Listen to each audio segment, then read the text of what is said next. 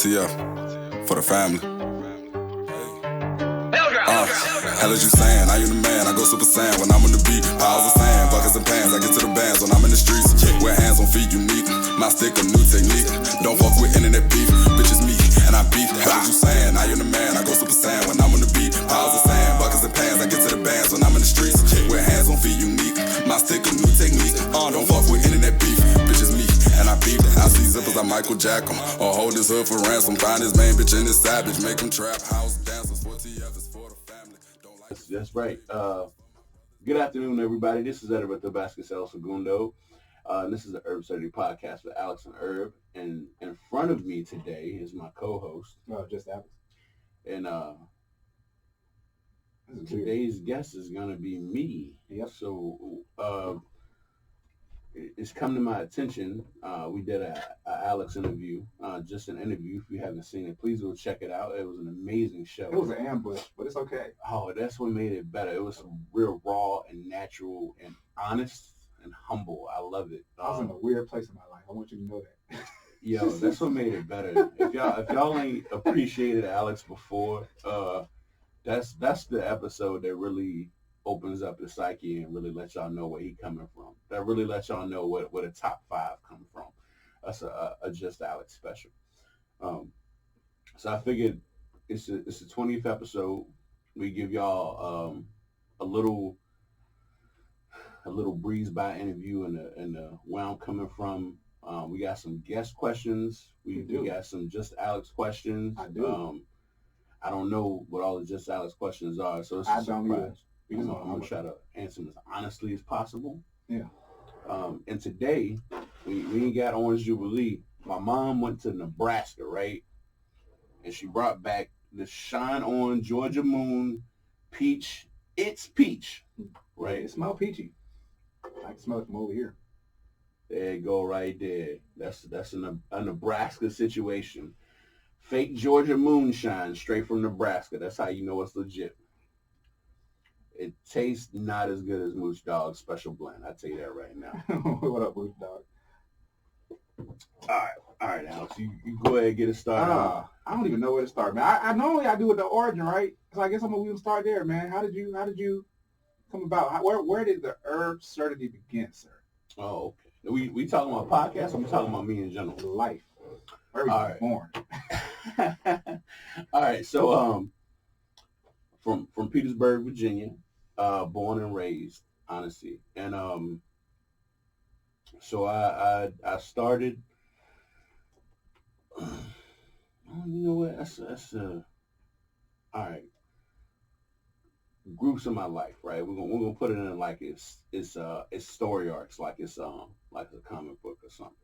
So early childhood, growing up in Petersburg, Patterson Street, you know what I'm saying, Burrville, for those who know. Figured out I was Puerto Rican around the age of 5. Okay. Figured out who my dad was at the age of 6. Okay. Went to Westview Elementary, right? And then there's like after that, so 6 on. I like how you said you figured out you were Puerto Rican like you had powers. Yo, I didn't know what I was. Age 5, like a fly.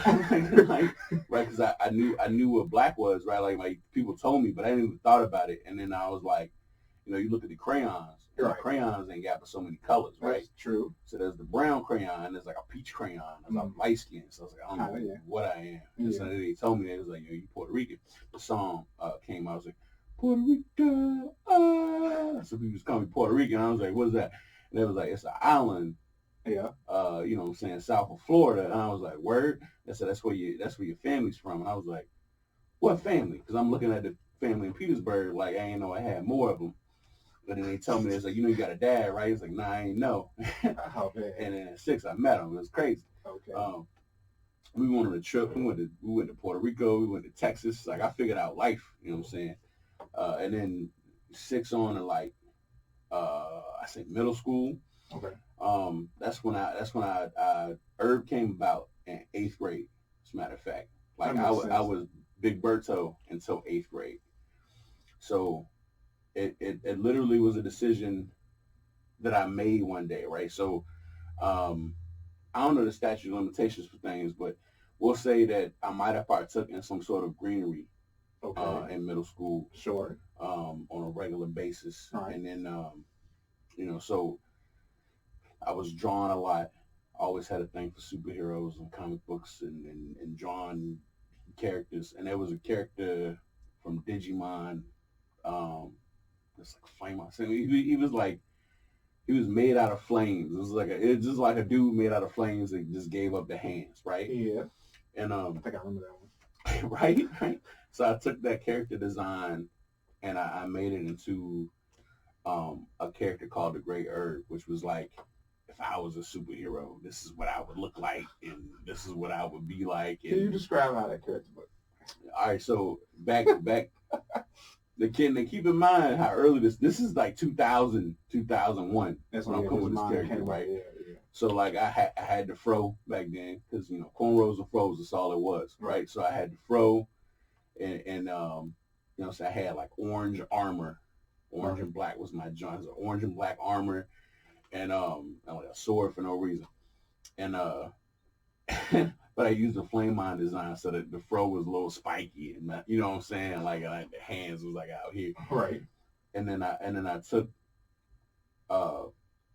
those elements, right, and the Great Herb came out of nowhere. I was looking at my name, and I was like, small herb. You know what I'm saying? Like, I got herb in my name. Like, I'm going to take it. I'm going to flip it. I'm going to make a thing. And in 8th grade, like, people that call me Big Birdo for, like, my whole life, now they call me Herb. Right. You know what I'm saying? Like, that's the thing. Like, it happened in a day. Like, people, like, they was willing to make the switch like it was nothing. Like, nobody fought it. Yeah. Like, they accepted it. Because I drew the character. They saw the character on the paper. They was like, yo, that's dope. I was like, yo, I know, right? And they bam, Birdo. Like, Birdo became Herb that day. And so, like, and then, like, shortly after that, I went to high school. Right. And that's the next phase of my life. So I go to high school, Maggie Walker, Governor School. That's in Richmond. And Government International Studies, for those who don't know. It's just, it was 7th best school in the nation back then. I heard it's 5th best in the nation now.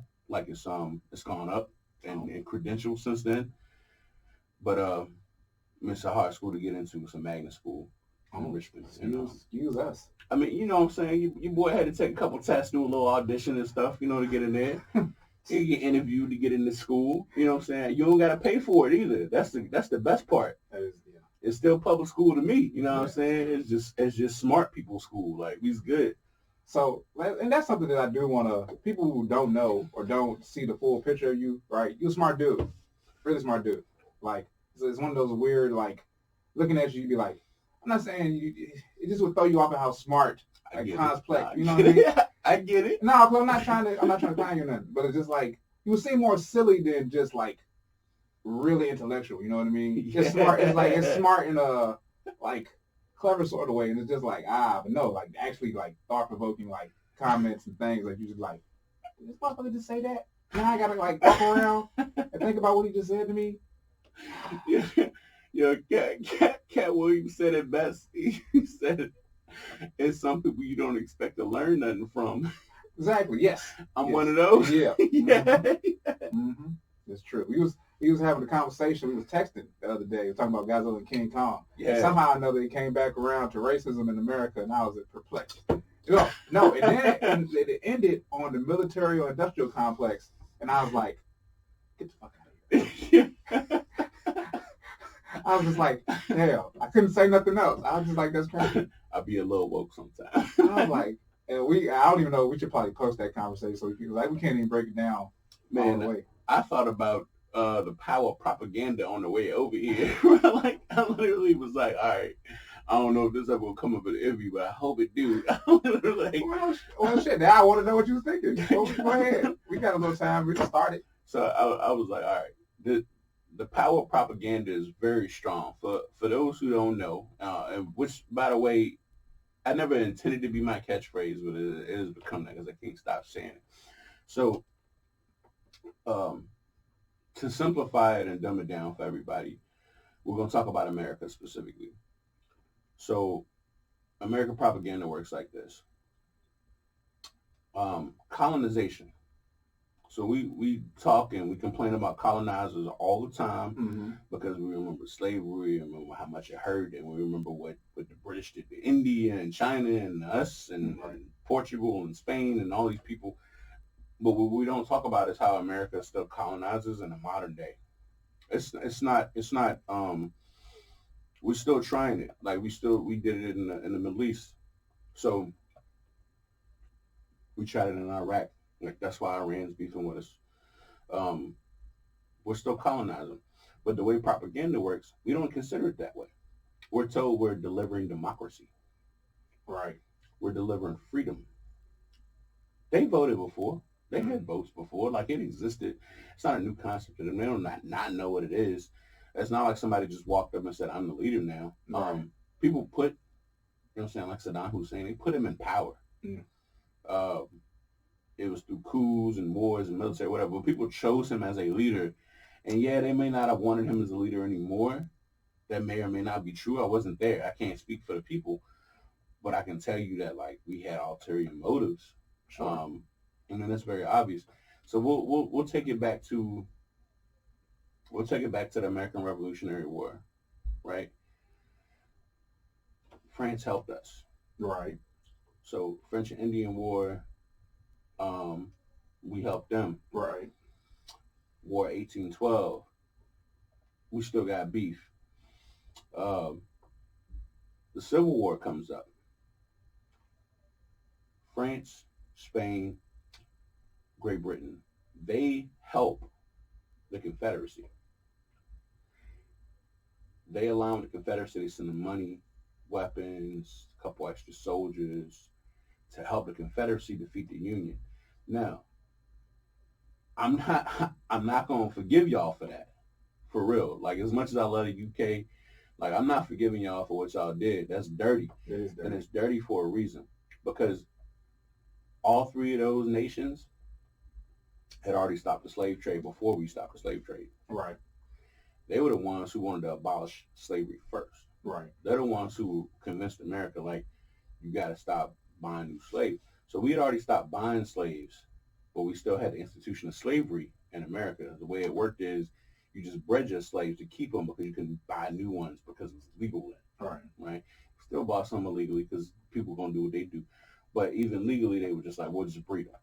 So these same nations that had these ideals of slavery's wrong, we stopped the slave trade, right, you should stop it too, then came to the aid of the Confederacy, who was fighting for states' rights to do what? Own slaves. Yeah. Even though they, in their own country, said slavery was bad and stopped the practice. Yeah. It was literally just to break down the country and to decrease the size of America to stop us from growing because they saw us as a threat. Right. Now, grimy as that is, the way the propaganda strung up from the South, it was they saw us as the new revolution, just like the American Revolution, wanted to stop the tyranny of the Union, blah, blah, blah.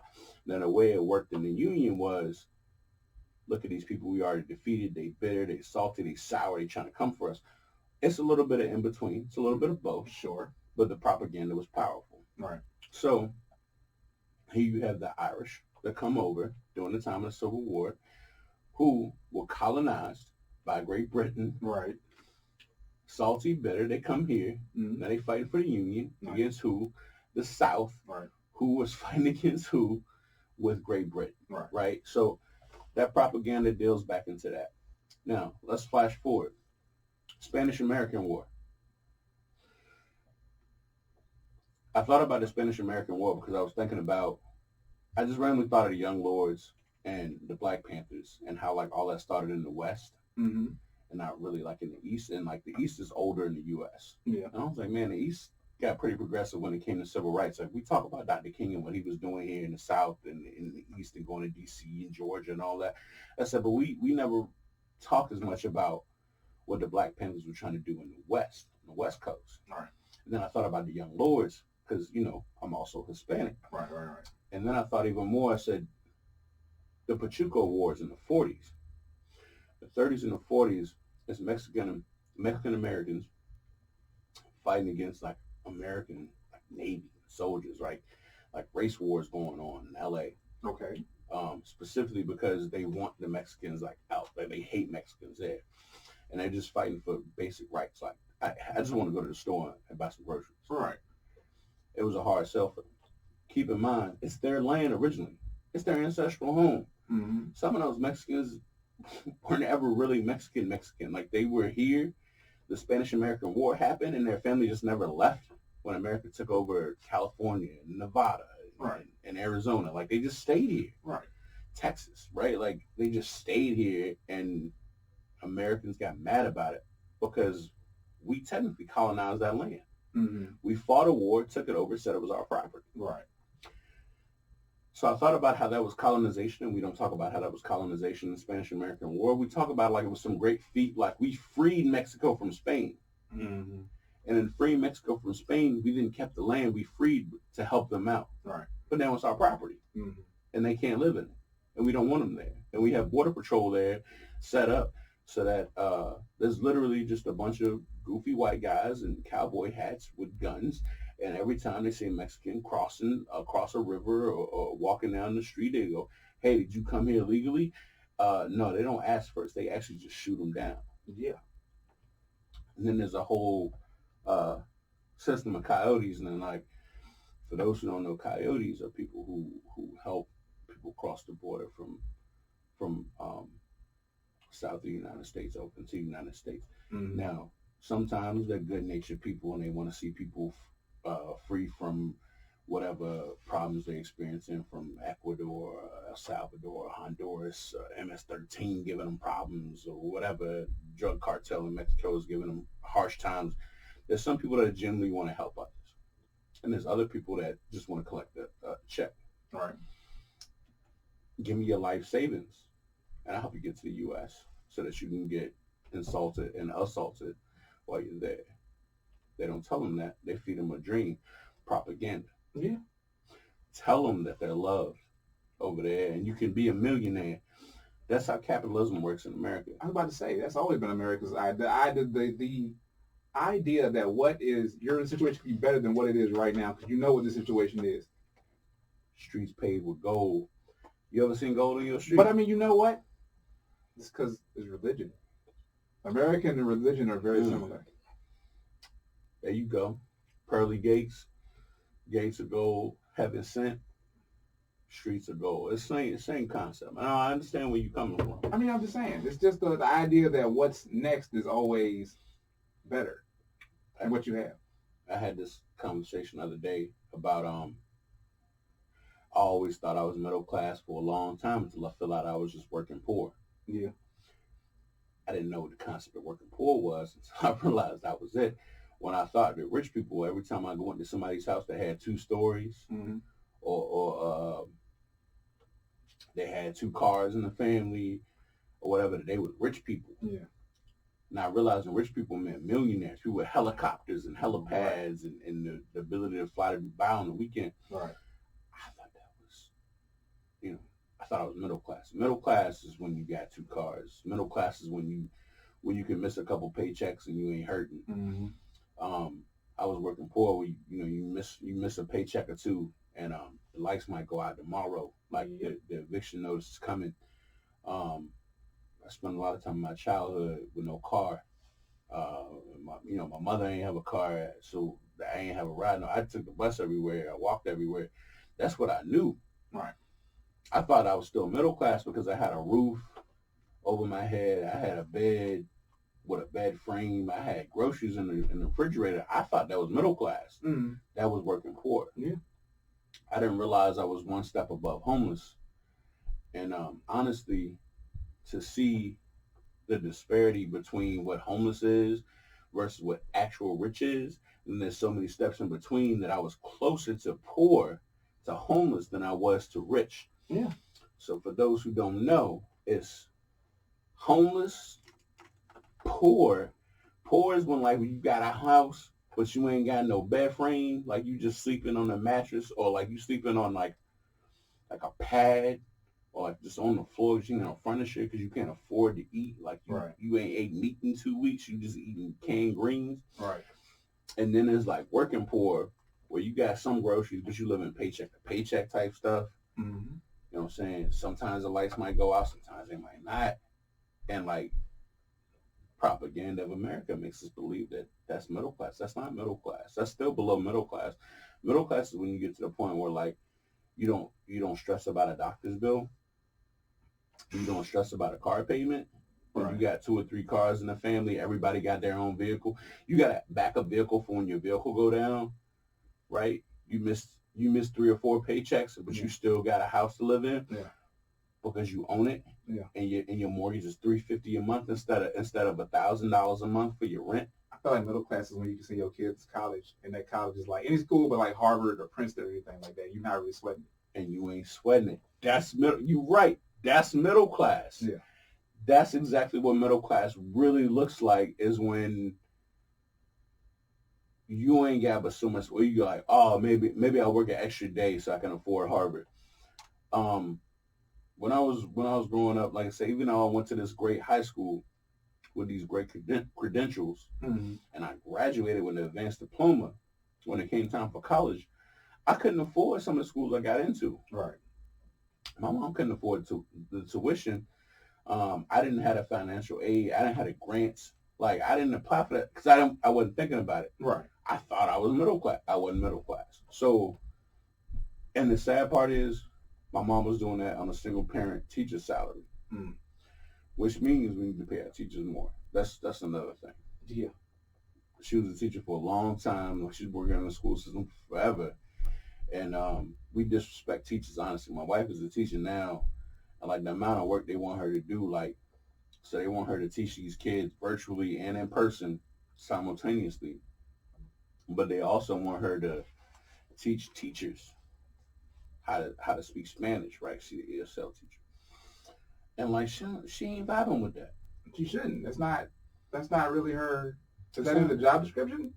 Not for real. And like and that's the thing, like she loves the kids. Yeah. And like she go above and beyond way too much. Like she honestly,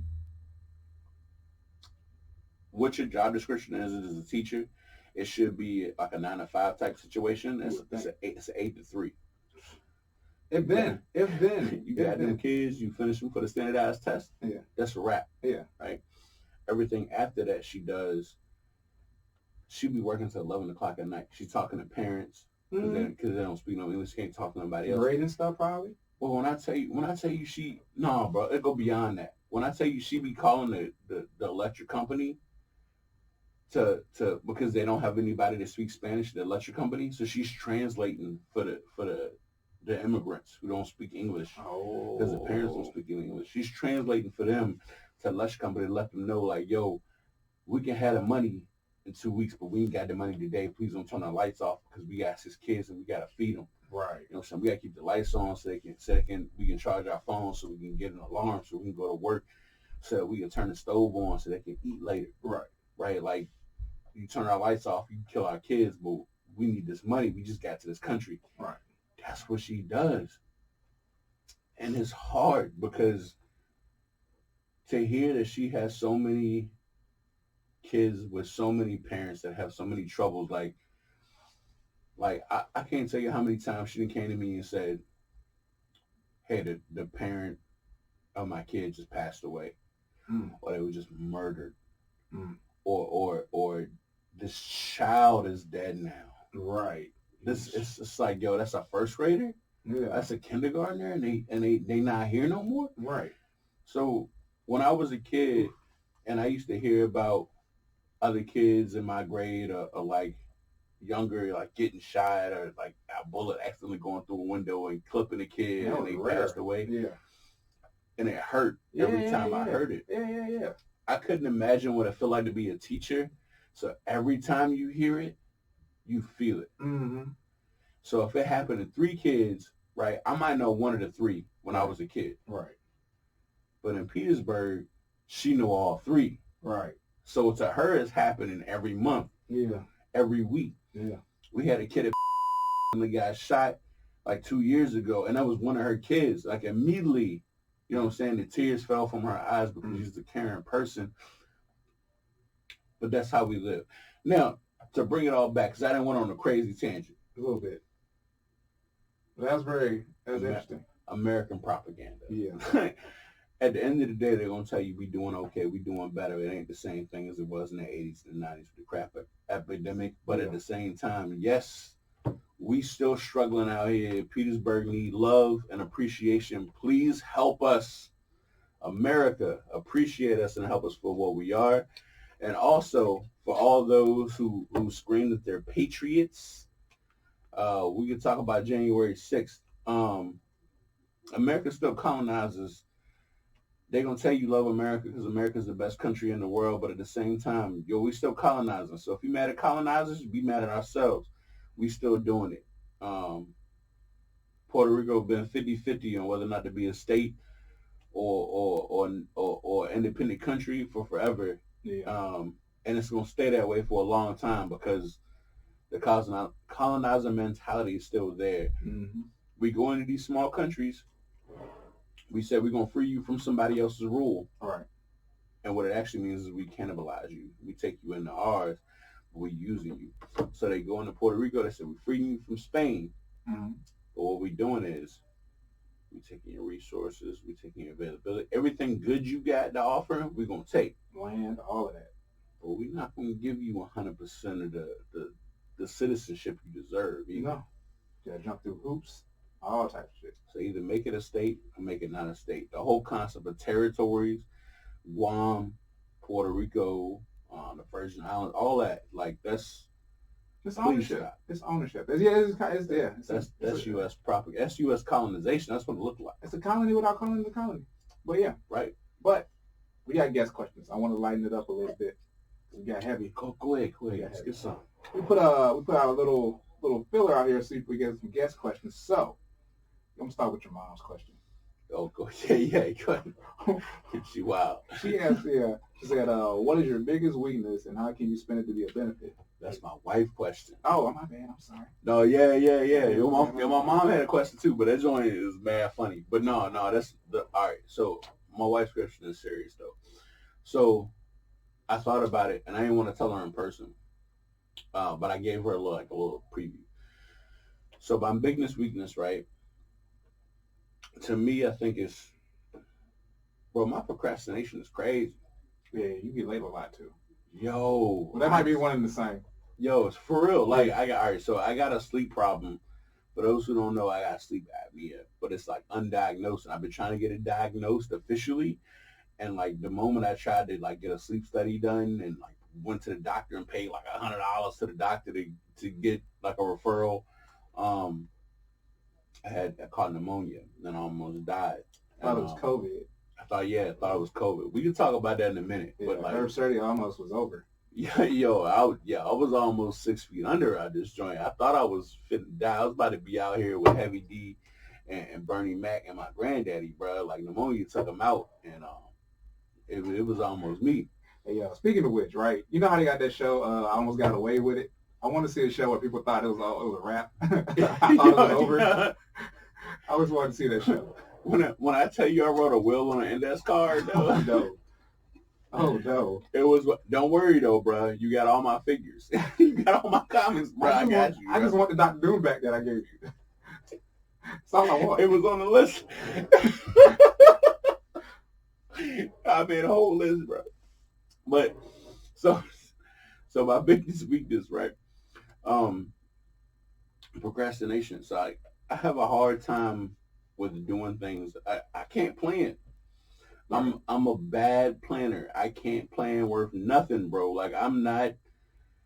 People like, yo, what you gonna do tomorrow? I'm like, oh yeah, I already thought of it. I ain't think of it. I'm not gonna think of it. I'm not going to do it. I'm not gonna sit here and marinate on what I'm not gonna do. Like I'm not writing it down. I'm not putting it in. I'm not putting it in my phone. I'm not gonna talk about it or what. Nothing. None of that. Okay. What I'm gonna do is I'm gonna wait to the very last second until I'm under pressure, and it's crushing me. I'm cold, and it's trying to make me into a diamond. The pressure's on, right? And I'm gonna give you the most brilliant speech or the most brilliant idea, the spark of genius, right? To the point where you're gonna think it was planned out. But my improv skills are so good. Now, how I turn it into my asset, right? Yeah, right. I've done it so long in my life that I'm so good at improv now. I don't think about things ahead of time. I literally wait. I'm impulsive. I'll wait till the last second, and I'll give you something. So my first draft looked like everybody's final edit. That's how I am. I want you to know, like, my anxiety is just flaring up as you talk. Hey, I'm crazy with it. And look, I got bad anxiety. See, that's why I don't do it, right? So, like, I keep thinking to myself, I said, if I work on it now, and they end up telling me, like, yo, never mind, we don't need it, I wasted my time, and I freak out, right? Yeah. So I don't do it. And I sit there and go, people are like, yo, you worked on that thing? I'm like, yeah, 100%, for sure. And then I sit there and wait. So most of the time, when y'all ever see me on the show or whatever, like, it's first time. It's impulse. It's right there in the moment, like in the heat of the moment. Most of the time, that's true. It's in my jobs. It's in my life. When I was in school, I'm telling you, if I got an 8 o'clock class, I started writing that 20-page paper at 7 a.m. I'm knocking them out. That's how I learned to type, bro. I'm writing them out. I'm trying to bang it out in an hour. I'm like, bam, bam, bam, bam. This is my research. This is what I did. I'm telling you, when I tell you I research, look, this is how I do it. Alex said it already. I'm a Renaissance man. Yeah. I just be out here reading random books. I might read a psychology book tomorrow. Yeah. And then bam, somebody be like, yo, give me a speech about Batman. I'm like, boom, got you. Think about a psychology book I read 3 weeks ago. Act like I just researched it for the project and did it prior and did 3 days worth of research. But the reality is just some stuff I remember because I got a good memory. And then bam, I did it 20 minutes prior to the thing. And you think I spent weeks on it. Right. But in actuality, it's been 15 minutes, yeah. So my man Mike, we talked about Mike earlier, right? So my man Mike used to say to me, he said, how do you do that? How do you fabricate information like you've been thinking about it for weeks and you just thought of it on the spot? I said, because I understand that people expect that from me. Right. But I'm so impulsive, I say it after they ask the question because I think about it in seconds. Right. But I keep the information in my mind because I got acute pattern recognition. I'm sorry, I'm tore up, y'all. Acute pattern recognition. And what I do is I take that information, I save it in my mind somewhere, it releases back out when I need it the most. And then I tell them that's some Rain Man shit. That's not Renaissance man shit. And bro, when I tell you I'm blessed with this acute pattern recognition, bro, when I got it, this memory recall is serious, son. So, like, that joint got me through. I have never studied for a single test in my entire life and made it through school with advanced diploma, bro, without studying one. Hey, I can't tell how many times I ain't never done the homework. And it, like, matter of fact, I almost didn't graduate. Let me tell you why I didn't graduate. Christ. Wait a second, time out. Whoa. So my trigonometry class, right? Yeah. 20% of your grade is due to filling out a binder. Okay. Oh no. With all your homework collected. Yeah. I didn't do homework for a whole year. For a whole year, I didn't do homework because I don't do homework, bro. I'm terrible at it, right? I just be like skipping it. I'll be like, yo, I'll just take the test later. So when the teacher's like, yo, you didn't turn in the binder, you're going to fail this class. Oh, and I was just like, what you mean? She was like, if you don't turn in the binder at all, you fail the class. That's what it is. The test alone can't make you pass the class. I set it up so that you have to turn in some homework. That's I was like, I didn't realize that.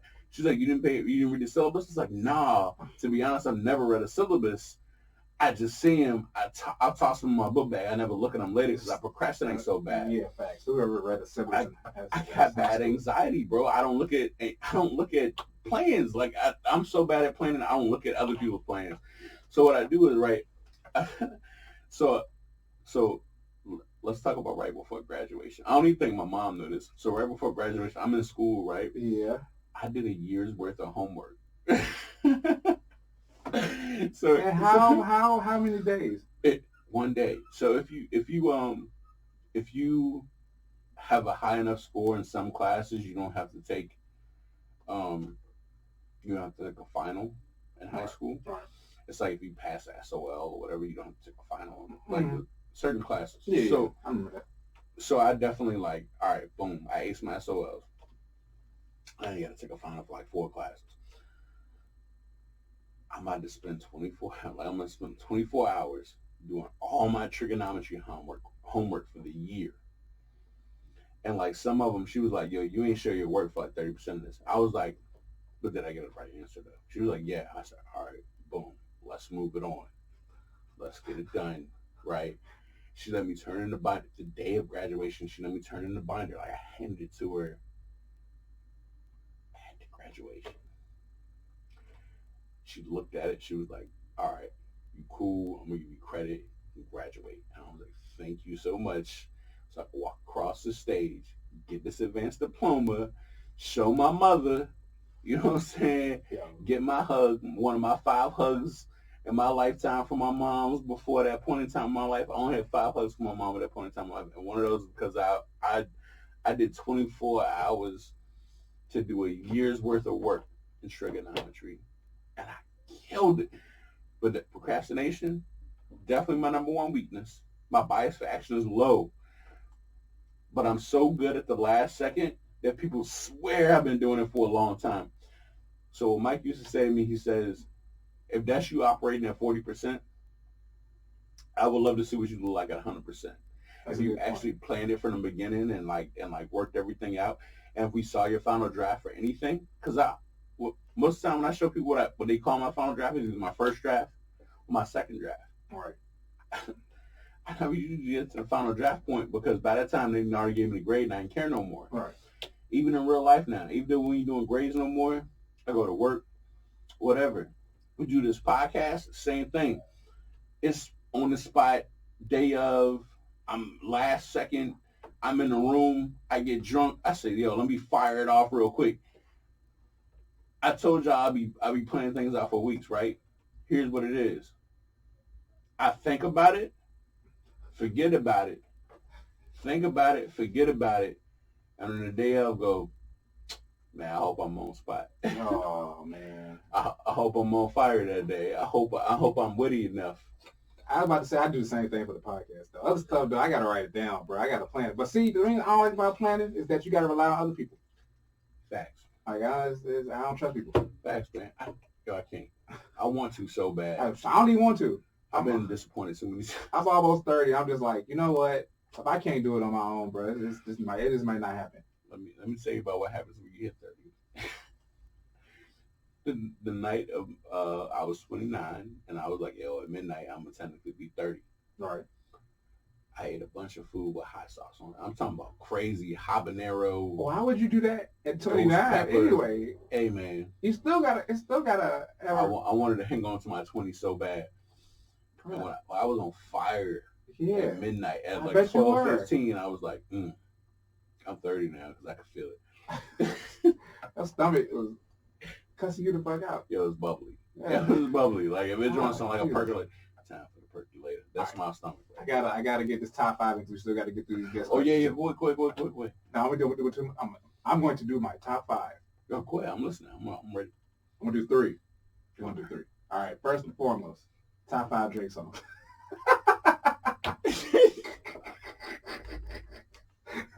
Yo, when I tell y'all just Alex the words, bro.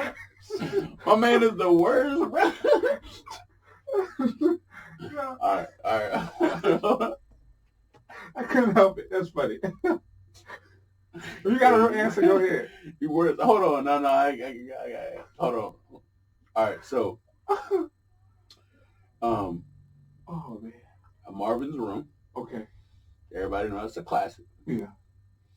All right, started from the bottom. Sure. Yeah. Okay. God's Plan. I like. So I wouldn't have put God's Plan that high before, because it was very gimmicky. Sure. The video or the song in general? In general. Okay. In general, both. But the video was too gimmicky. It was very gimmicky.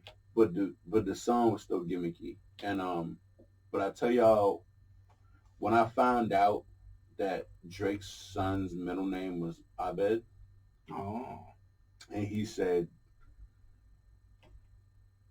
I only love Abed and my mama, I'm sorry. Right. And then his son's middle name is My Bad. I was like, he didn't even tell us he had a son yet, but he was already talking about his son in the rhymes. I was like, you know what? I give Drake a little bit because that was fire. That was fire. He be having fire moments. I still be hating on him. And it's a play on words, so anybody can say it, and it won't sound crazy. Facts. Yeah. Headlines. I love headlines. Headlines is catchy. The video is silly. Yo. He can't look tough with the Nike gloves.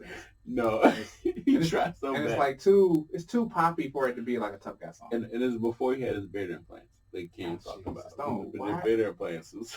Man. I never thought about it until Cam said it. I was like, you're right. That man went from no beard to the whole beard real quick. I mean, he just stopped shaving. It happens. That's for you. Let me tell y'all something. Your boy Herb been working on like a full beard for forever. It don't happen. I got native blood in me. I got Taino blood, like actual Taino blood in me. And we don't grow facial hair like that. So my facial hair grows real strong right here and right here. And I'm starting to get it right here to connect the goatee, right? Yeah. But I get on the cheeks before I get it like here. You know what I'm saying? It's like it come in real thin on the edges from the sideburns across the jawline. Sideburns strong, jawline weak, bottom strong. But here's the thing though, right? You don't need it. Like Safi Equator, you don't need a beard. Facts, that's what I'm saying. Yeah. So like I got that blood in me and it's obvious. Drake's from Canada though. You need a beard. But I his people from Canada. Is Miles from Canada, I think? I don't know about his dad. Dad from Tennessee. Right, Lionel Richie. You seen that big ass mustache his dad got? Yo, that thing is serious. That joint like 4 caterpillars having sex. That joint Jesus Christ. Wow. How many songs is you on? This is 4? Yeah, that's 4. That's 4. All right. Fifth one. What's that drink? I like that. Oh, was it back to back? No, that was a good song, but me. But like, all right, so people give it a lot of disrespect, but Hotline Bling actually like Hotline Bling. I can still Hotline Bling right now. Like I like the cha-cha, like the dram joint. Yeah. I like the dram joint. Yeah. I like it a lot. But it's not the same song though. It's the same song, but it's not the same song. Right. It's the same feel. So you can tell he stole from it. It's a vibe, yes. Tell he stole the vibe. But it's not the same song. But when Drake put the joint in, and the lyrics are so toxic too. Like, yeah, it is. But Drake is toxic. Marvin Room is toxic. Facts. Like, and like you can feel it, the toxicity, right? And the toxicity in our city. But Drake feel it. But that's realistic. Drake's like people can relate to it. And I don't know if we ever talk about that part of Drake. That why people can relate to it because he's toxic as fuck. Yeah, that's people claim J. Cole because J. Cole is kind of not pure, but he's got this weird level of. They claim J. Cole because they want to feel like they're better people. That's what I'm saying. Yeah, but Drake is actually what we are. Yeah, this is about less money. A little bit toxic, a little bit fucked petty. Up. Yeah. And I don't cuss on the show normally, but like I had to. Yeah. Cause this that's serious, bro. And there's nothing wrong with that. Like that's the part that makes me so mad. You don't want to claim any of that. Like we feel things, we have emotions, all that type of shit, right? We don't want to claim none of it. That's true. Drake definitely. If you gonna relate to anybody, like all the messed up things Drake does, that I insult him for on the show regularly, right? All this vulture stuff. A large percentage of the population is guilty of. Yeah, like we've all done something toxic in our lifetime. That's why Drake is so popular. Yeah. It's relatable.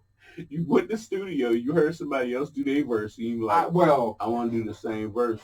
And you just cut out their verses. You have more money. That's the real talk. That's the average person. That is fucked up. I ain't talking about that. No. I mean, if you had the money to do that, I guess you would. But I'm not talking about that type of stuff. I'm talking about the content of the songs, not how the songs get made. That's true.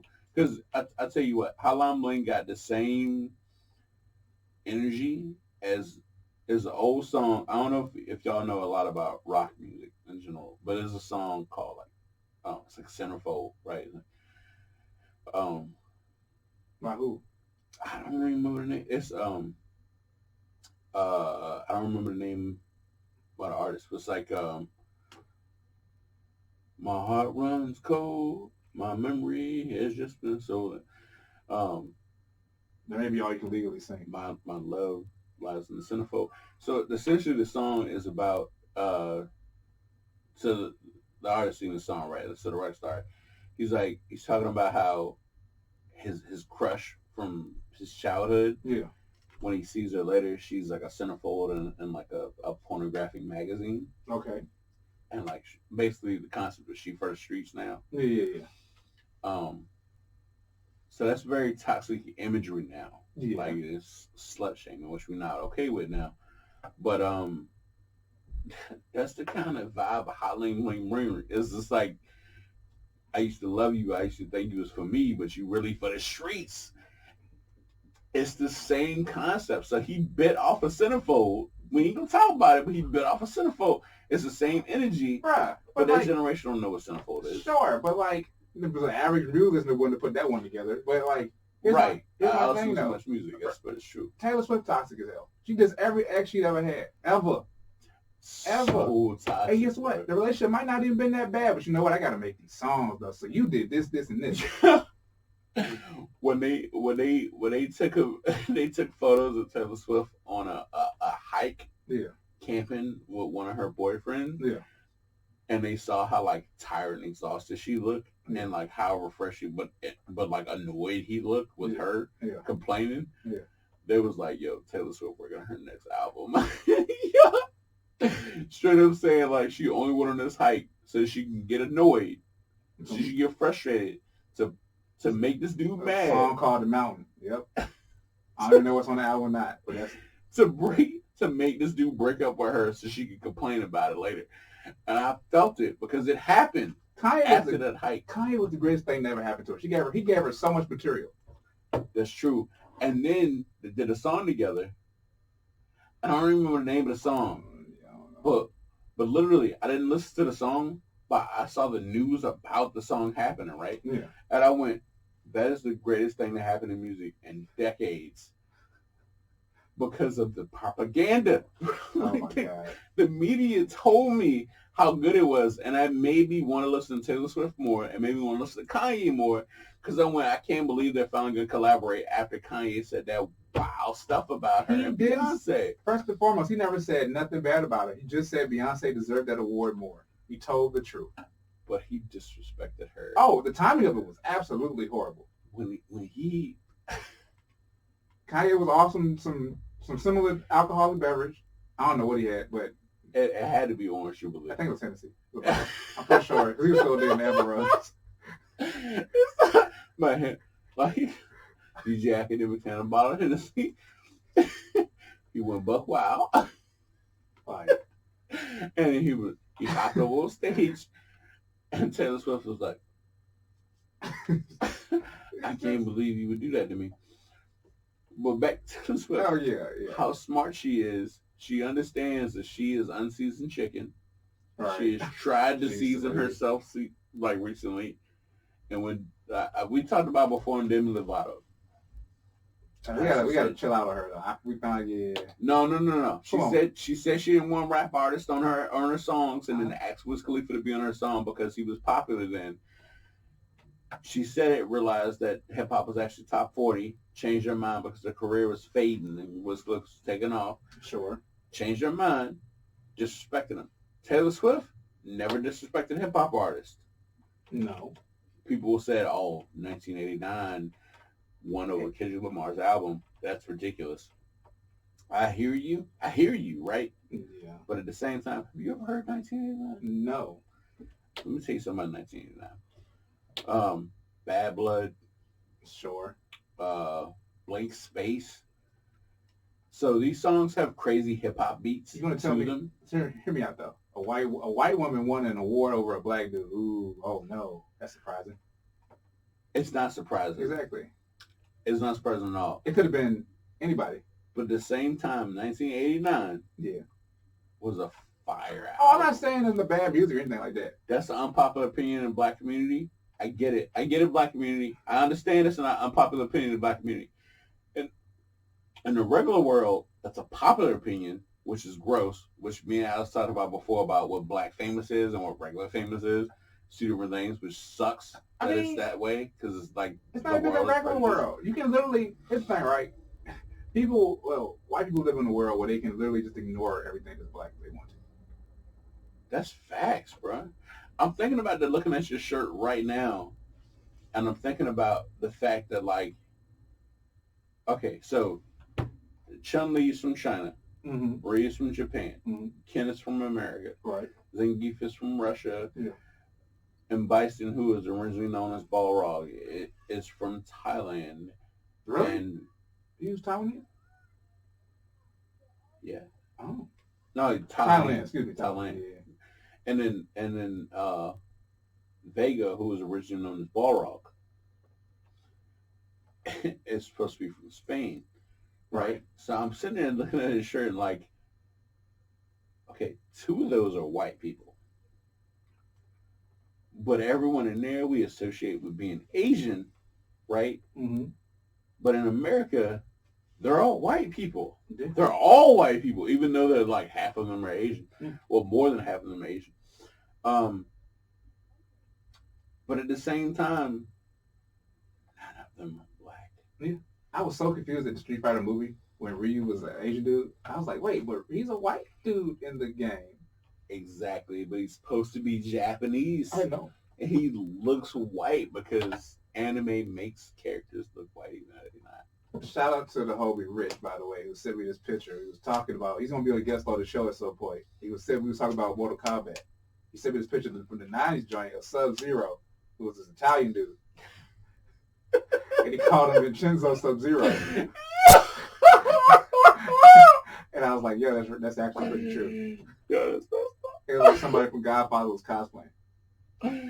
That's 100%. That's what I live for. No, I think you and Rich will get along real. Y'all get along real well. Yo, I'm excited to get him on this show because I was just looking at his Instagram and I was like, yeah, that's hilarious. Yeah. And I want to see what I want to fully expand his take on that post. Yeah, no, we going. It's gonna be me, 2 like giant Hispanic dudes who like they could be twins. So we did the top 5 Drake songs. I'm gonna do top 5 superhero powers. Powers. You a wild boy. Yo, all right. That's crazy. I never expected that question. All right. Okay. First off, super durability. Okay. Because so many heroes have it, and you guys don't realize it. Because taking a hit from somebody else, some villain's power, it usually would just kill you ASAP. Mm-hmm. And they be surviving. And they say, oh, it's willpower. No. To have super strength without durability is insane because you may be even strong enough to lift a car, but your hands will be cut up. Yeah. From the metal. Muscles get tired too. Facts. So you gotta have super durability with it. Like they don't talk about it, but it's there. It's true. Right? It's one and the same. So super durability, number 1, first off. Like to be able to like something like flight, to be able to sustain the power, not getting like wind burn and resistance from the air, pressure coming from you, you gotta have super durability. Your lungs gotta be stronger. That's just off rip. So super durability, number 1. Solid. Regeneration, I would say number 2 because I don't care what superhero it is. Like if you get a fire burn to your chest or something, like it's supposed to be like 4 or 5 weeks before that joint start healing. Yeah. Superheroes be healed like the next day. It's crazy. It's true. So I feel like they all got a little bit of regeneration. And might all be Wolverine, but they heal up in the middle of the fight. Mm-hmm. But like after the fight, they be good like 2 days later. Matter of fact, I read a book. I read a lot of human fiction. It was a joint where it's like A to Z, and like each story started with that letter. And one of them was about a character called Dormouse, who just had like a regenerative ability of a dormouse. Okay. Dormice. Yeah. Right. It's a type of mouse called a dormouse. Has a super high regenerative ability in real life. Like the animal itself. Like if you stab a dormouse, if you cut a dormouse, like it will heal up before the day's over with. I don't know what it is, but their silver generation is super high. All right. I don't know if it's because of that size or whatever, but it's just a species thing. Okay. Interesting. So yeah, that's 2. Regeneration, right? All right. Flight. Just because everybody in the world loves when a character can fly. Superman started off jumping super high, and then the world decided it should be flight because they love flight so much. It's really cool. It is. Bro, it's a comic book though where he was running across the power line. That's how fast he was. You talking about Blue and Black? No. Superman 90s? No, Superman smashes the Klan. That's a classic. Yeah. No, I remember that. Sorry. He was running across the power line. I thought that was dope. We on 3 though. All right. So after flight, super strength is always a joint. Everybody wants super strength for no reason. And invisibility. I don't agree with invisibility myself. I would take energy projection over invisibility. Tell y'all why. So which one is it?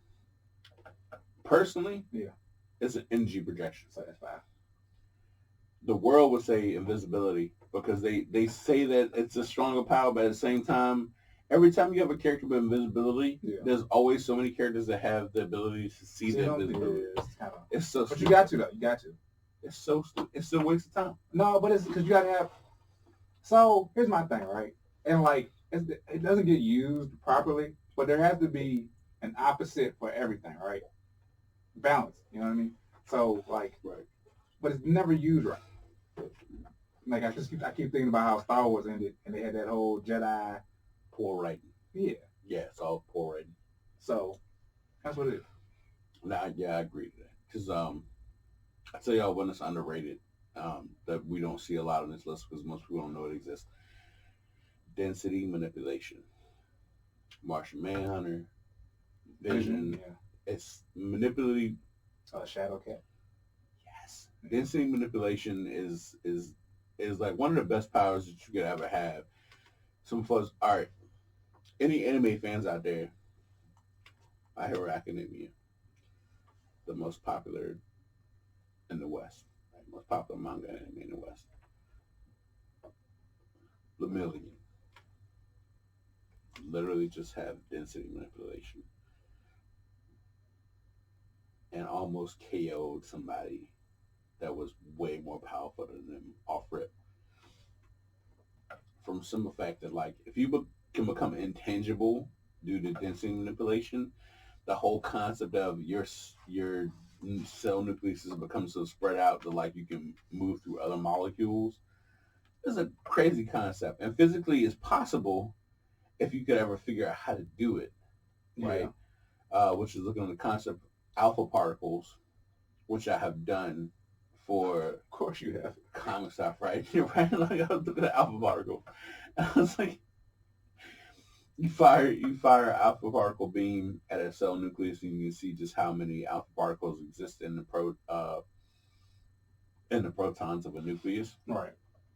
And you can see exactly where the nucleus is residing in the cell, because the nucleus is not always reside in the middle. Sometimes it's off center. Mm-hmm. Because natural life doesn't work that way. I don't know if you guys understand how we're developed and created of these individual particles combined and to make different things. But nucleuses are not always in the middle. Sometimes they're off-centered, and that's how you create a person. Well, that makes sense, though. Yeah, that makes sense. That's crazy physics. We'll get into quantum physics sometime. Yeah, we did. All right, I got one more top 5. I don't know where I want to go with it exactly. I was thinking top 5 Godzilla villains, but I was like, no. I was like top 5 like favorite comics, like issues, and why. I was like, I don't know. Which one do you like more? All right. Which one do you like more? We'll go comic issues because there's some issues that ring true to me like way too hard. Okay. So there's an issue of Marvel Spotlight, like Spotlight number 5 or something, right? Like volume 3. It's the issue where Magneto has he has the longest story in that issue. So Marvel Spotlight, for those who don't know, is like multiple characters shown in one issue of Marvel Spotlight. It's like let's make an anthology of short stories. Is what Marvel Spotlight is. So Magneto is doing his evil brotherhood thing like normal, right? That's what the outsiders call it. That's not what Magneto calls it.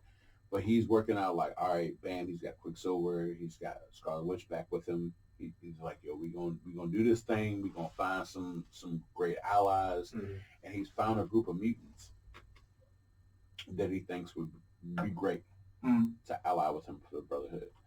Come to find out, he recognizes the guy he's talking to. He meets with him. He's like, I recognize you a little bit. Why you look so familiar to me? Right. And the guy's like, oh, you might remember me from Auschwitz. And he's like, oh no. He's like, bet. Yeah. Okay, so where's your number? Where's your number to signify which Jew you were? Yeah. Right? And the guy's like, oh no, I was one of the Nazis, but I redeemed myself. I don't think that way anymore because I now know I'm a mutant and that's not okay. And Magneto was like, no, you were still a Nazi. Yeah. You still thought it was okay to demean people for being something different than what you were. It's the whole premise of why I'm fighting for what I'm fighting for. Right. Right. So in a brief instant, right, and then the way they show it in the panels, they don't show you all that analog I just gave you. It literally goes from him trying to struggle to recognize the guy, the whole conversation the guy's talking, and he finally remembers him, and he's just like, wait a minute, were you Officer such and such? And the guy's like, yeah. And as soon as he says, yeah, his head explodes. Dang. Magneto takes the iron in his blood and like rips it through his brain and was like, yo, boom, it's a wrap. Kills that guy instantly. And then Scarlet Witch and Quicksilver like, yo, what was that about? He's just like, oh no, the guy was a Nazi. So I don't care that he's a mutant. He's racist and prejudiced. Yeah. We're not allowing him into the group. He's got to suffer like the rest of them. That's the whole point of this, is to get back at the racist. So it's not to get back at people. It's to get back at the people who hate people. Yeah. How was Magneto ever the villain?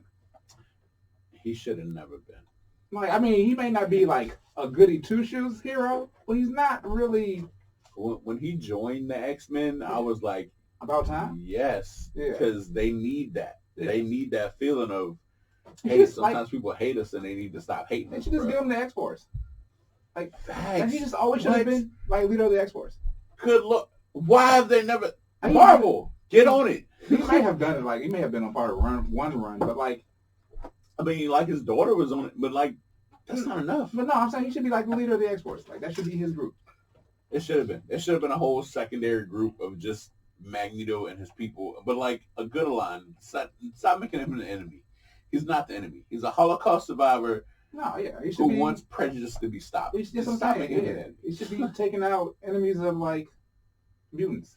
He's a civil rights activist who some people think take it too far, but it's only because they're part of the group that they're taking it against. Yeah. Okay? You're the oppressors in that scenario. Oh, yeah. Stop being upset. That would be like a white person being upset because black people get treated badly. Stop being mad. Yeah. Get out of here. Get out of my face. That's one issue. Still got 4 more. Yeah. All right, so there's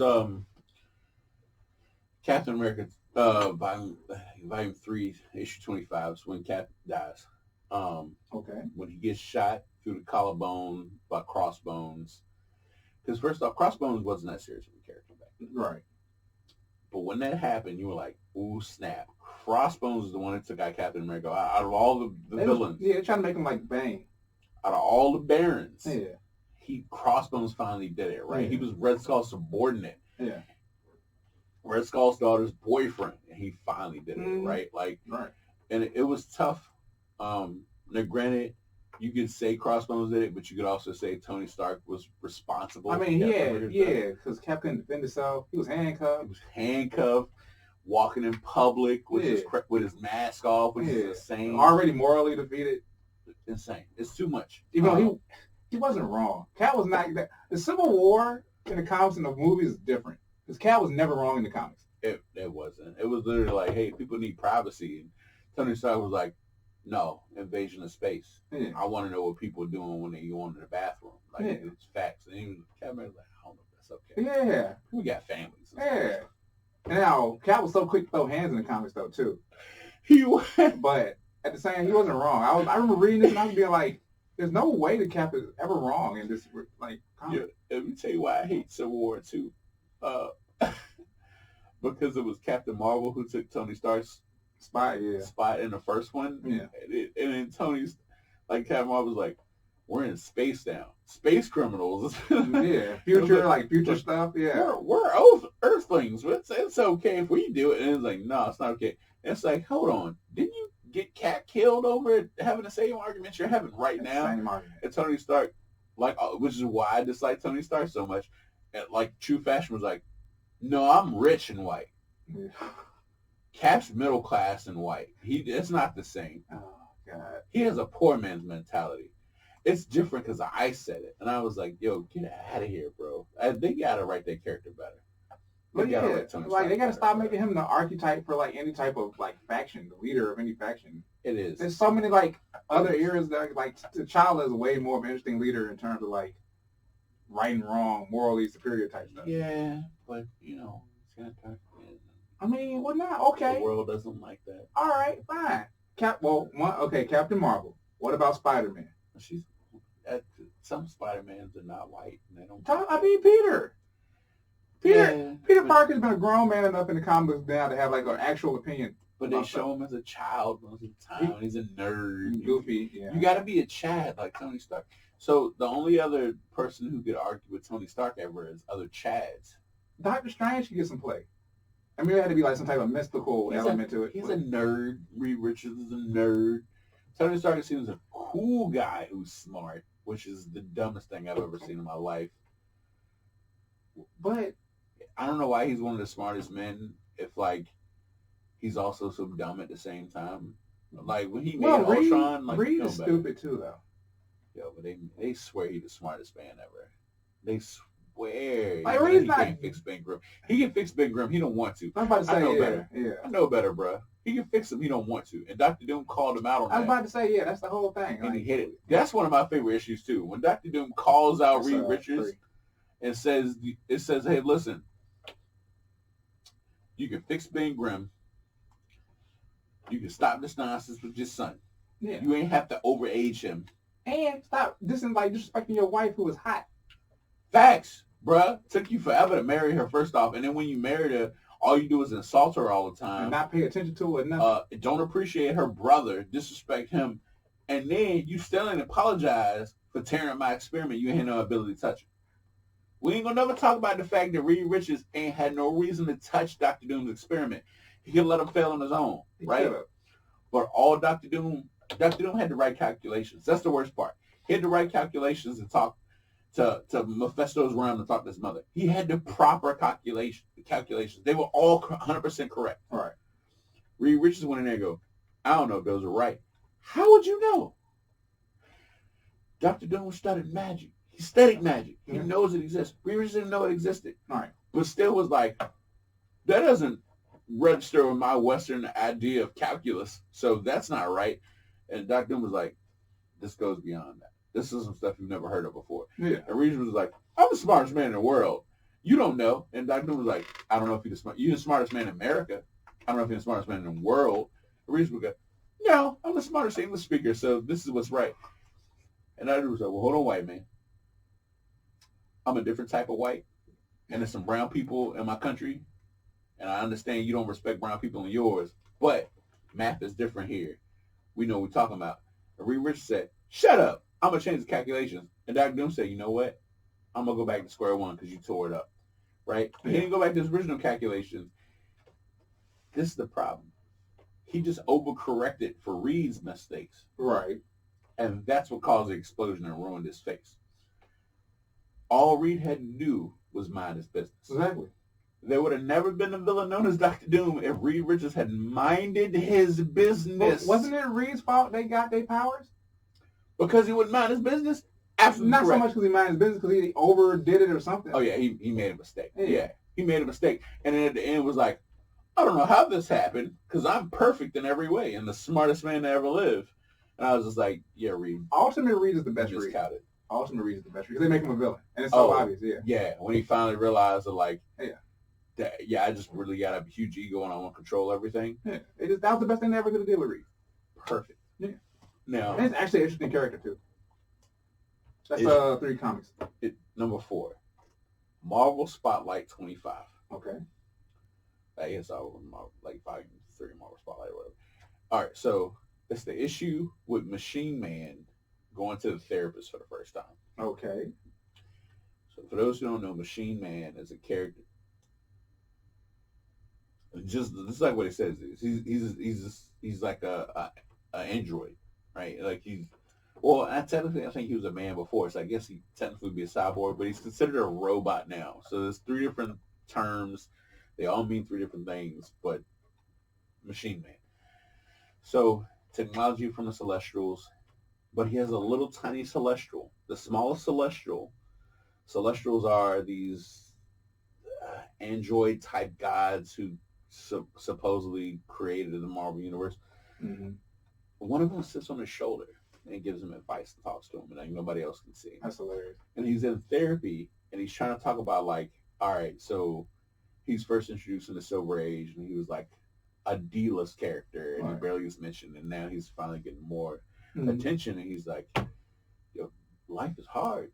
Yeah. Living out here as an android, I got stretchy arms and weird eyes, and that's what it is. I'm part robot, and the whole issue is literally just them talking about his therapy session, and the whole time a Celestial's on his shoulder, the god of the universe, talking to him about like how the universe is made and why he's important. And he's just like, and I feel like people are just out here trying to guide me, and that doesn't make any sense for what I'm trying to do.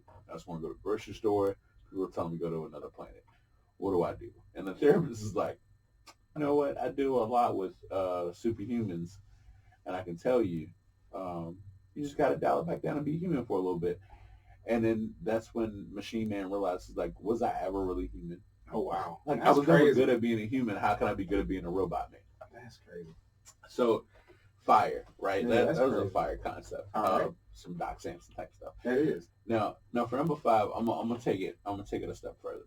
So, all from Marvel. So the first 4 were all Marvel, and I get that. I'm a Marvel fanboy. I understand, but DC got some quality too. They do. Never hate on DC. So, the issue of Flash, like Fascinating Lab, like when Bart Allen was Flash, and the Rogues finally kill a Flash, they kill Bart Allen. I remember reading that issue and being bewildered. I was like, I can't believe this has happened. Like they're stomping him out. Like it looked like a gang fight. Like it was bad. Like it was Captain Cold just like stomping on this man's neck. Like he was doing the A-Town stomp. Oh wow. And I was like, yo, what is happening right now? And Bart Allen he stopped moving. And I was like, I'm going to flip the page and he's going to be moving again because that's how comics work. But then he didn't. All right. And I was like, what is it? And as I'm going, what is happening right now? The characters on the page are going, what is happening right now? It literally turns into the Rogues being angry at each other. Like, they look at Abracadabra, who is behind this with Impulse, right? The fake Impulse. It was a Bart Allen alternate reality variant from another dimension that started the plan to kill the Bart Allen Flash. Oh, okay. So Captain Cold's like looking at the rest of the Rogues. He's like, I don't understand what just happened, because before I got a Sub-Zero gun, but the Flash would just run through it. Like it just slowed him down. It never killed him before. It never stopped him before. What just happened? Yeah. Like, was that a regular dude or was that the Flash? Right. Whether it was just like, all right, so my lightning would make him dodge around, but it looked like it just zapped him right in his chest. Right. What just happened? Right. All right. He's like freaking him out. Like, we should not be. Like, we never won before. They didn't know how to handle it. The villains never won before, and they didn't know what to do. Like even Heatwave, like Mick is like the craziest rogue. Like he's the most dangerous, deadly rogue as far as willing to murder. And Mick was like, hey, so listen, my fire never killed nobody before. The Flash was so fast that he could run through the fire before the heat ever caught up to him. What just happened? I saw his soles of his feet burn. what just happened, man? And Abracadabra was like, we won. 25th century technology, baby. We did it. And they stared at him for a long time, like, you're out of the group. Yeah. You can't kill a speedster. That's not our job. Yeah, And all roasting to each other like, our job is not to kill the hero. Because then other heroes going to take revenge. Yeah. Y'all want to fight Superman later? And everybody's like, no. No, we don't. Which, bruh, you know how crazy the Joker has to be? Because he take it from anybody. And you don't care. He's fought Superman on many occasions. And he's always successful. Because Superman never understands what's going on. Right. He's always mad confused. But, like, I always think about this that. guy's got to have powers, and he doesn't. He's just ridiculous. Yeah. Because, like, if any villain willing to kill in the same universe as Superman lives is just like, y'all really want some smoke. Yeah, facts. Like, you got to. Joker can never care. He's unbothered by Superman's existence. Matter of fact, I tell you the most ridiculous one, Cheetah, right? So there's an episode of Batman Brave and the Bold. Lex Luthor, Joker, and Cheetah get together, and they said, we're going to take on the big three. We're going to separate who we're fighting. Yeah. We keep losing against who let's switch it up and see what happens. Yeah. Cheetah she draws a short straw. She gets stuck with Superman, right? Yeah. She didn't know Superman was weak to magic. But she put some kryptonite nail polish on, and she rocked him, bruh. It was a wrap. He didn't know what to do. He can't fight magic. She's all magic. Yeah. She was like, this is mad easy. She was holding him up above her head like, this is mad easy. This is ridiculous. Yeah. Lex Luthor complaining about, right? But Lex Luthor is fighting Batman. Which is the same person. They the same person. Batman don't kill people. Except Lex Luthor got more money. Yeah, right. He was like, but he's dumb though. He don't know what to do with it.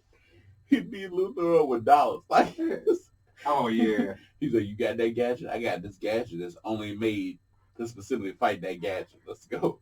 And Batman was like, this is annoying. I've never had anybody have as many gadgets as me. He's like, she never met nobody with money like you. Yeah. Well, they fight billions. They fist fight. Batman just wanted to beat the shit out of them. Facts. But they didn't get that far. Yeah. Like, It was like if Elon Musk and Jeff Bezos got together. It was like playing a game of spades. Who got more money? Especially, by the way, Jeff Bezos will put hands on Elon too. By the way, yeah, he might because he be practicing capoeira. Yeah, he put hands on Elon. Came to it. Yeah, but Elon got flamethrowers. That's a good point. Damn. Hold on, let's see what time it is. We gotta get through these what you call the questions too. Oh man, yeah, time is gone. We gotta run through these what you call the questions. We already passed time? We about to be. I ain't had an alarm go. All right, go. Yeah, go I'm about to go off in a second. So where we at on the? You ran through all the comics. Yeah, that was number 5. All right, let me run through these guest questions real quick. OG at the timer right there. OG Illa asks, why do you wear boots? Oh, so all right. If I already talked about this a little bit on the Catch and Light episode with JB Catch and Light. So you feel free to watch that episode if you guys haven't seen it to get like more of an answer. But essentially, I used to wear like Air Forces for a long time, and then I did like Reebok Classics for a little bit because I couldn't find the Forces and the high tops for my size foot at the time when I wore size 12. And then I went for like a size 13. And what happened is my mother had a friend who was a correctional officer, and he like was just getting rid of a bunch of shoes out of his wardrobe because he retired and he wasn't a correctional officer anymore. He had like a bunch of boots and stuff and so he had these like Magnum boots that he wore to work. And I was like, you know what? Let me try these things on. So I was messing around at work, and like I got tired of trying to buy sneakers for work that weren't Forces. Like I was trying like New Balance and stuff. Whatever people said you needed for the type of warehouse work I was doing, like it wasn't working out. Like my feet were still hurting. So I tried the boots on. It was like super comfortable. They have like wood underneath the cushion soles with metal to like brace the sole. It was very sturdy. I left them on the top of a car.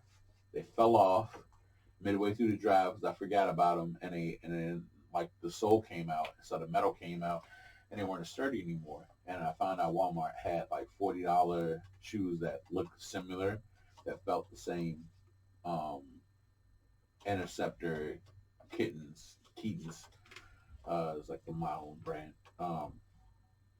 It was $40, and I just buy a pair to wear to work, and I buy a pair to wear outside of work, and shoes last me for years at a time, and it's me spending $40 for a year, and then when they get wore out, I wear them to work, and I buy a brand new pair to wear outside of work, and then that's what I do, and I've been doing that for years, and it's successful. Like, that way I'm spending $40 for a pair of shoes a year, where everybody else is out here spending $300, $400. I mean, I don't even want to talk about how much I spent on shoes this year already. So I don't even got to think about it no more. Yeah. And I got a 13 wide. Like 13 wide doesn't. Most of the fashionable shoes that you guys like don't come in 13 wide. Yeah. You guys are blessed to have size 12, size 10. Narrow ass feet. People with size 10 and a half narrow foot are the luckiest people in the universe, because literally every shoe ever made comes in your size. Yeah. It's so, it is annoying.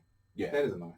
People who are 5'8" with 10 and a half feet, people talking about, oh, girls don't like me because I'm short. Whatever, bro. You 5'8", you can wear every pair of shoes ever made. Get out my face. I don't care. Yeah. And pretty much any color. So, all right. Cool. The pond is at, no, I'm going to say that question for last. I'm going to ask it though. The Geek Beacon asked if you could have complete control of any IP cinematic universe, what would it be and what would you do? All right. So, shout out to Geek Beacon, Buffalo, New York. Now, I thought about this question a lot. My wife thought I was going to say X-Men, the X-Men universe as far as the movies go. And I told her she was wrong. She didn't believe me. The real answer is Fantastic Four. All right. I feel like the reason every Fantastic Four film has failed thus far is because they don't know how to portray Doctor Doom. Doctor Doom is not, they show him as like, in the most latest one, he's like a revenge character who gets stuck in a dimension and his suit gets melded to his face and then he has telepathy and telekinesis. Really like doing that to him. That's dumb. The old ones were Chris Evans was Human Torch. Those are also dumb. Captain America, not. Doom was American in the movie, wasn't he? He was, and he was like their boss who sent him to the benefactor, space. yeah. And then when they got the powers, he was all like, "Oh, I also got powers." Yeah. Dr. Doom does not have superpowers. He has a natural brilliance. He's just naturally gifted with a high IQ, and then he studies magic. I was about to say, he's a sorcerer. His mother dies, and he wants to communicate to hell, so he learns dark magic. Yeah. That's it. He's a scientist and a sorcerer. He has zero superpowers. He has a mask because Reed Richards did something he shouldn't have done, blew his face up, and Dr. Doom showed up years later at the porch of Reed Richards and said, "Bro, I want to smoke. I'm still mad." Yeah. Which, by the way, there's versions of Dr. Doom's face where it's less messed up than others, because some versions it's like a little scar, and some it's like half his face is blown off. We ain't gonna talk about it, but in Feature Force, the FF series for Fantastic Four, where like Reed Richards and stuff, they were involved in a mission or whatever. Like She-Hulk was in charge. It was like a Feature Foundation. Yeah, I remember. Yeah. So Ant-Man goes one-on-one with Dr. Doom and like bodies and bodies. It ain't no plot armor, nothing. Like they just really be like, yo, this is how Ant-Man's powers would actually work. Yeah. He figured out how to use all the particles. Yeah, he got vision powers, Wonder Man's powers. So like he insane powers, right? Like Pym particles are crazy. So he bodies Dr. Doom, pulls his mask, and before he pulls the mask off, he says like, if you got all this technology and sorcery experience, why can't you heal your own face? You must be capping. Your face is probably healed, and you just want to hunt a grudge because you're an edgelord, basically. You think you want to owe the world a grudge, but bro, you fix yourself. You just want to win this fight because your ego's too big. Yeah. Rips the mask off. His face is 100% fine. Yeah. And there's a painting that's historically in Marvel Comics. As a matter of fact, Superior Foes of Spider-Man. If you guys haven't read it. There's a portrait of Dr. Doom without his mask on. and his face is fine. Yeah. In the portrait, that's what you find out secretly about the portrait. Because like Chameleon really wants that portrait. It's like it's his, and he wants it back from the owl. Yeah. Another Daredevil villain. It's like you look at the portrait, and like Captain Boomerang and Marvel was like looking at the portrait like, if Dr. Doom's face ain't even scarred, I thought his face was tore up. And they was like, nah, he just wear the mask because he tells people his face is tore. His face been healed like years ago. He's been lying. Yeah. And the Ant-Man Scott Lang version figured it out and was so mad because he's like, yo, Dr. Doom killed my daughter. He's over here talking about how he mad at all American superheroes because Reed Richards did whatever. And my daughter died. She ain't had nothing to do with it. I ain't had nothing to do with it. Why Dr. Doom still giving us smoke? Like, but it's mostly just because Reed wouldn't apologize. That's 100% what it is. Because Reed refused to admit he was wrong and shouldn't have touched somebody else's work. All he had to do was mind his business, and he just couldn't do it. He the type of guy that gotta tell you what you did wrong and how you could do it better, but you ain't ask. He be in the YouTube comments talking about some, yeah, it's all fine and all, but have you tried it with this recipe? Shut up, man. Last question. Upon this, why did you decide to start a podcast? So, episode 3, the beginning is absurd. Y'all watch that, figure out more about that answer. But to surmise and expand slightly. So when Alex said he wanted to do a podcast, I said yes. Never thinking that he would follow through, and he followed through. It tore me up. Yeah, why do people always do that? Because I never thought people would be slacking, bro. I know. Also, we talked about it more in episode 6, Elephant in the Room, as well. Yeah, we did. So the part of expansion that we did talk about previous is my first radio inspiration is Zulu the Big Lip Bandit. From 106.5 The Beat. That racist? No. Man, that's that man's name, Zulu the Big Lip Bandit. That just sounds... That's his name. That's the name he gave the world to call him. He's a radio personality from the 90s, 106.5 The Beat, Richmond, Virginia. Okay. That's the first time I ever listened to like a radio like host, and it was like, oh my God, this DJ is amazing. Like his commentary, his jokes, his whatever he between songs. Like this is the first time I was calling into the radio requesting songs just so I could talk to Zulu. Like that's who really gave me inspiration to be like, yo, I could do radio. Right.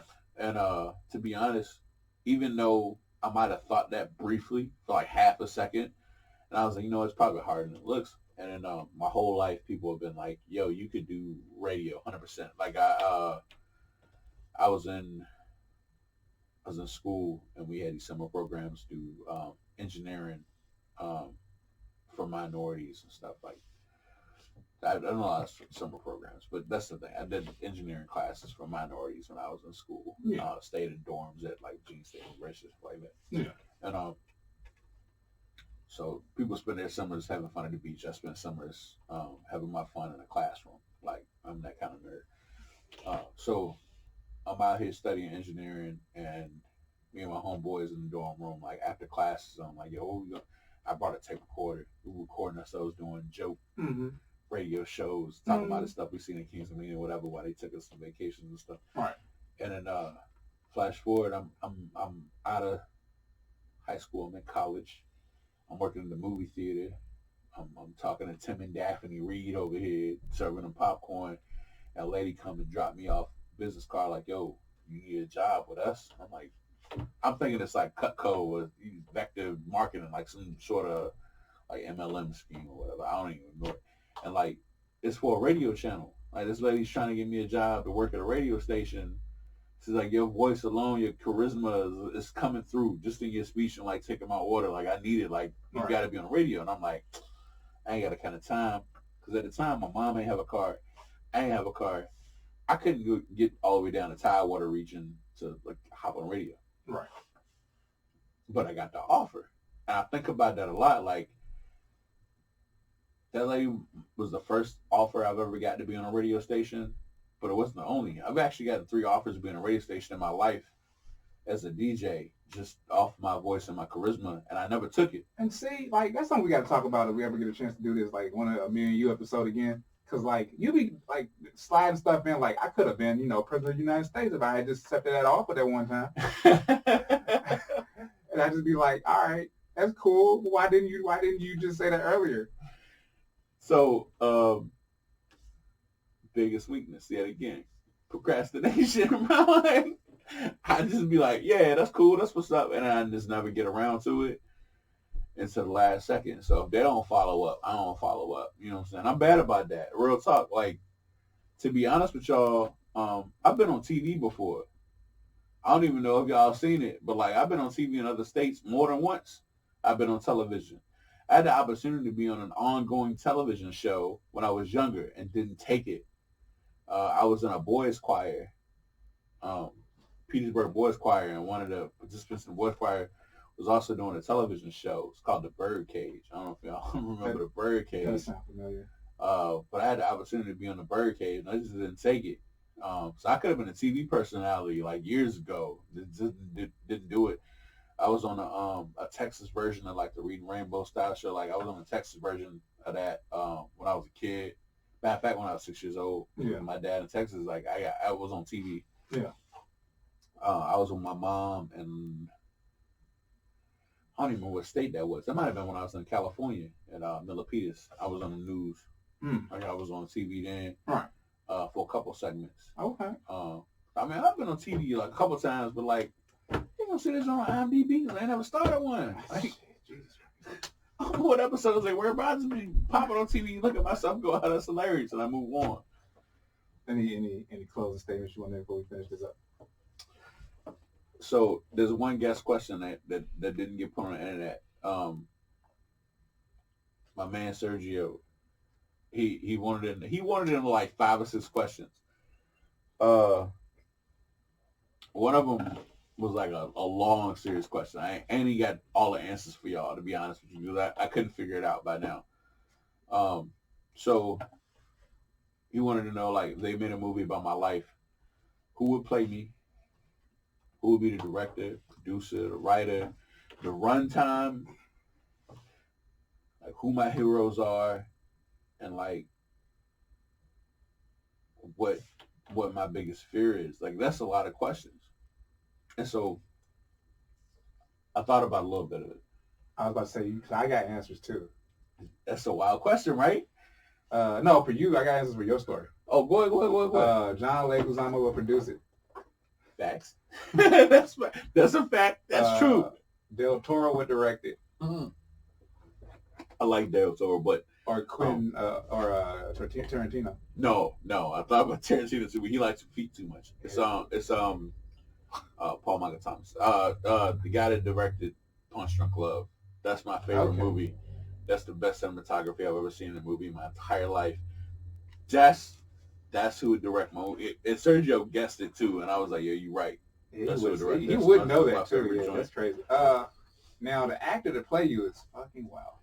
Because it's either like Gabriel Iglesias, I would take Louis Guzman. He's a little too old. He is too old now.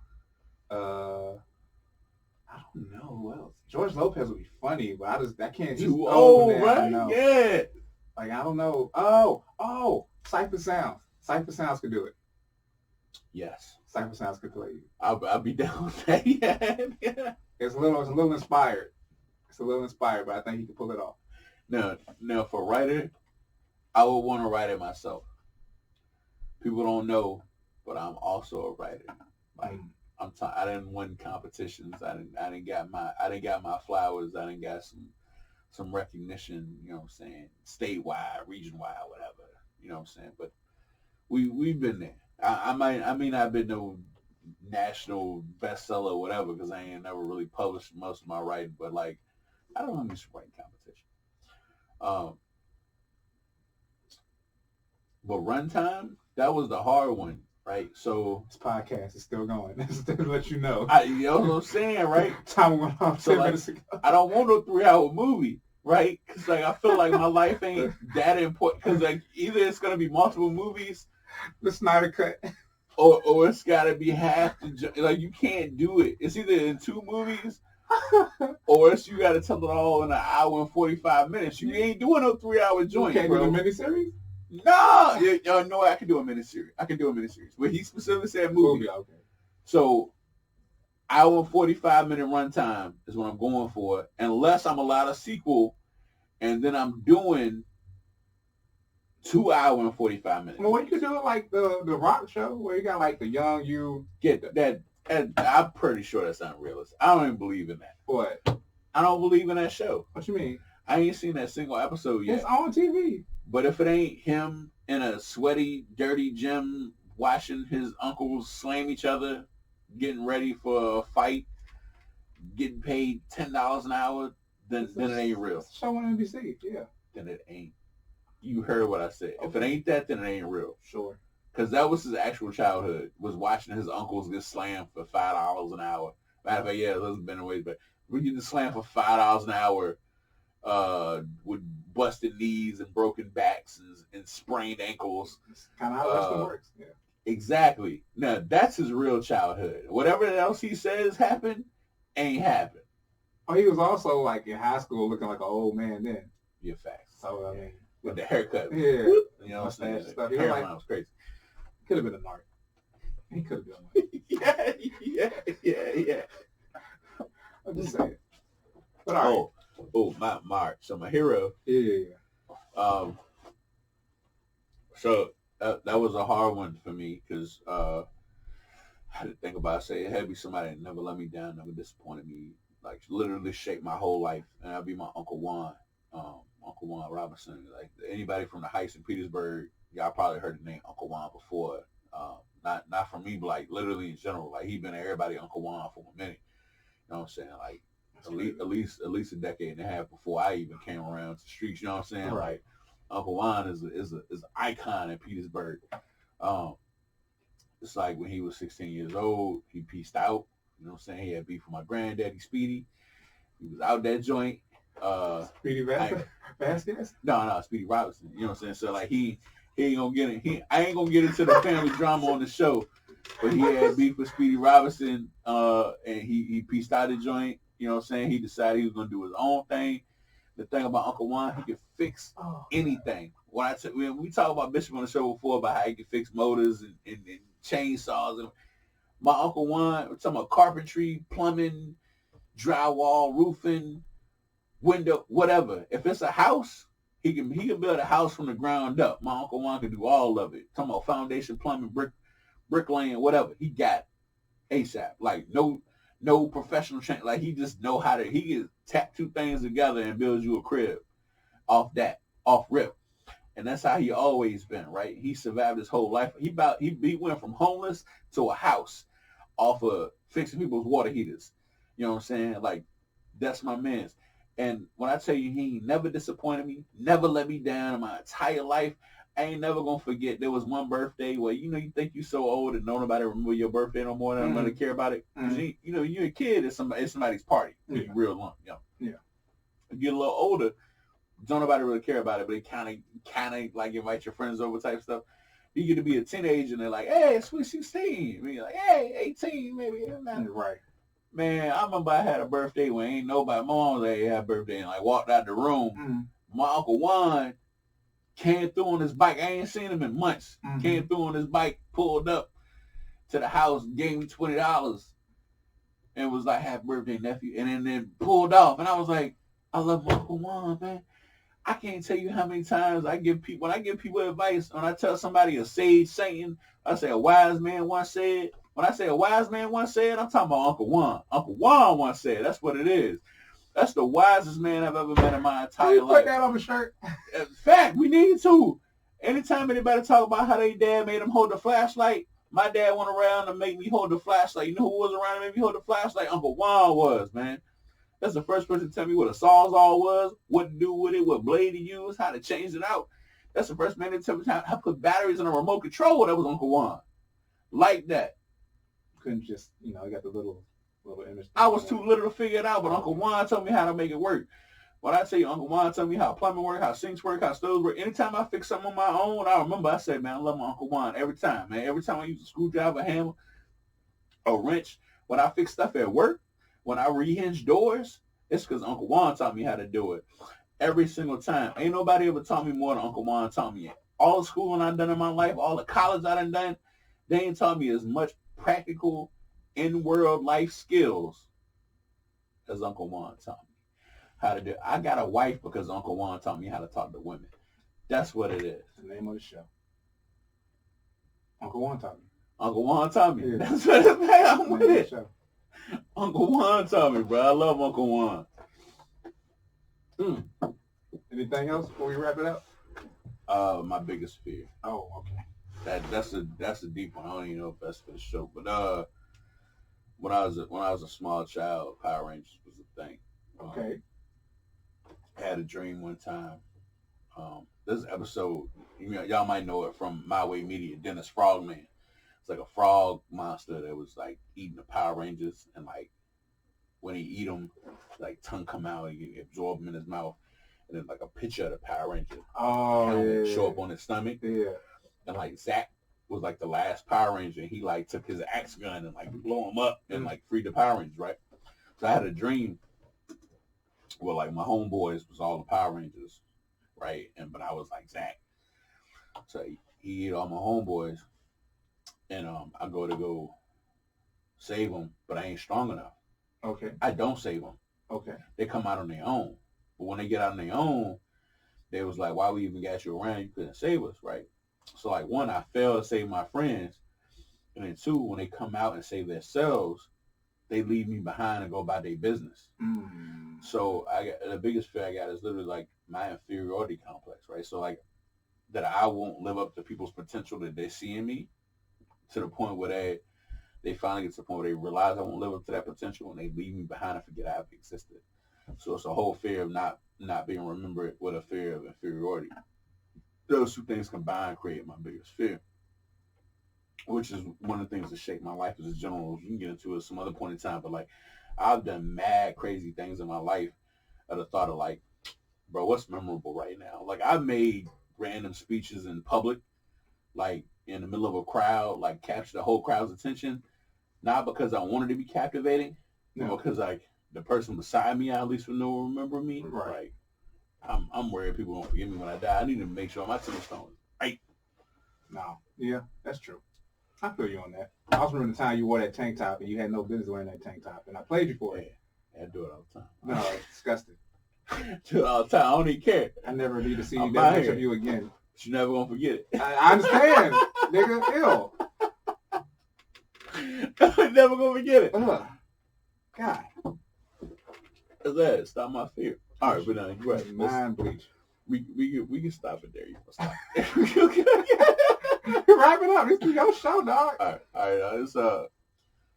This has been Herbsurdity Podcast. In front of me is my co-host, Just Alex.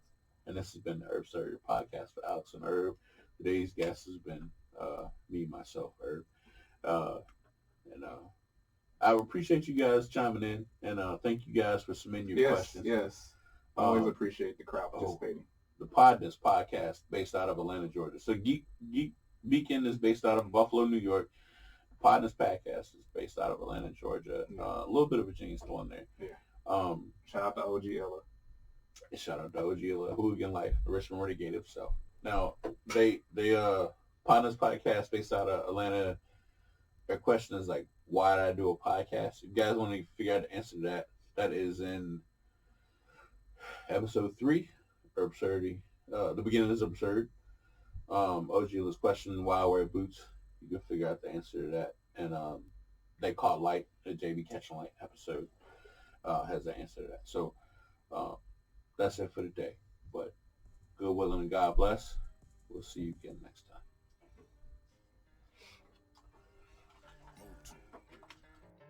What's here for the family? Hell is you saying? I am the man, I go super saiyan when I'm on the beat. Piles of sand, buckets and pans, I get to the bands when I'm in the streets. Wear hands on feet, unique. My stick, a new technique. Don't fuck with internet beef. Bitches me, and I beef. Hell is you saying? I am the man, I go super saiyan when I'm on the beat. Piles of sand, buckets and pans, I get to the bands My stick a new technique. Don't fuck with internet beef. Bitches me, and I beat it. I see zippers, I Michael Jack 'em. Or hold his hood for ransom. Find his main bitch in his savage. Make him trap house dancers. For TF, it's for the family. Don't like it, fuck you, pay me. It's for my brother's babies. And my daddy's new Mercedes. 16 in the clip, I draw the nigga. The coroner drawing the nigga. This chopper right here, disarming the nigga. My cutter unarming the nigga. Fuck, I look like let you home with my niggas. Like you just gon' get away with it. Try that shit now, you can hunt like a nigga. Fucked up and drugged through the mud like a nigga. Ain't got any friends, all I got is my brothers. My 40 still on me. You die if you touch it, can't go but my lonely. They know that I love them. We fussing, we fight afterwards, go discuss it. I'm slamming the blocks like Tetris. Loading the truck UPSS. Black and yellow VVS's. My chain name Jerome Bed. It's Tiger the Fan. I am the man, I go Super Saiyan when I'm